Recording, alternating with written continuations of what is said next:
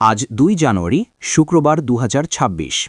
শীত এবং কুয়াশা নিয়ে আবহাওয়া অধিদপ্তর থেকে জারি করা হলো ভয়ঙ্কর সতর্কবার্তা। দেশের আকাশ থেকে বিদায় নিয়েছে কুয়াশা বেল্ট।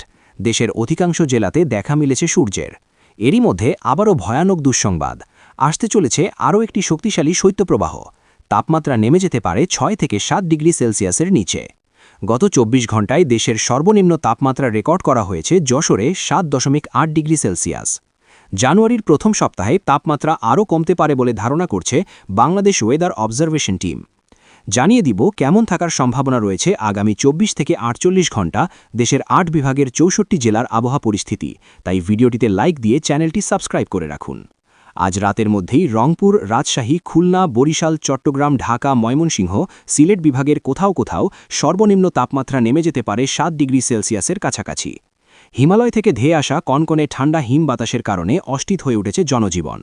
গত ২৪ ঘণ্টায় দেশের সর্বনিম্ন তাপমাত্রা রেকর্ড করা হয়েছে যশোরে ৭.৮ ডিগ্রি সেলসিয়াস, চুয়াডাঙ্গা ৮.৭ ডিগ্রি সেলসিয়াস, খুলনা ৯.৫ ডিগ্রি সেলসিয়াস, ভোলা ৯.৫ ডিগ্রি সেলসিয়াস, কুমিল্লা ৯.৩ degree Celsius, Panchagarh ৯ degree Celsius, Rajshahi ৮.৪ ডিগ্রি সেলসিয়াস, পাবনা ৯.৬ ডিগ্রি সেলসিয়াস, গোপালগঞ্জ ৮.৪ ডিগ্রি সেলসিয়াস, মাদারীপুর ৯.৫ ডিগ্রি সেলসিয়াস। এছাড়াও গত ২৪ ঘণ্টায় ঢাকা, রাজশাহী, খুলনা, বরিশাল, সিলেট, চট্টগ্রাম, ময়মনসিংহ ও রংপুর বিভাগে বিভিন্ন অঞ্চলে তাপমাত্রা ছিল ১০ থেকে ১১ ডিগ্রি সেলসিয়াসের নিচে। হাড় কাঁপানো শীতে মানবেতর জীবনযাপন করছে রাস্তায় থাকা মানুষ এবং পশুপ্রাণী। তাই তাদের প্রতি দয়া দেখানোর জন্য বিশেষভাবে আহ্বান করা হচ্ছে। ইতিমধ্যেই দক্ষিণ বঙ্গোপসাগরে তৈরি হওয়ার লঘুচাপটি নিম্নচাপে রূপান্তরিত হয়ে ভারতের তামিলনাড়ু এবং শ্রীলঙ্কার উপকূলে আঘাত আনতে শুরু করেছে। কোথাও কোথাও হচ্ছে ভারী থেকে অতি ভারী বৃষ্টিপাত।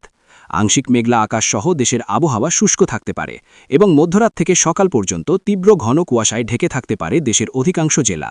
জানুয়ারি মাসে আরও একটি কুয়াশা বেল্ট বাংলায় প্রবেশ করতে পারে, যার প্রভাবে আবারও আকাশ মেঘে ঢেকে যেতে পারে এবং কোথাও কোথাও সারা দিনেও সূর্যের দেখা নাও মিলতে পারে। সবাই সুস্থ থাকুন, ভালো থাকুন। দেখা হবে পরবর্তী নতুন খবরে। আল্লাহ হাফেজ।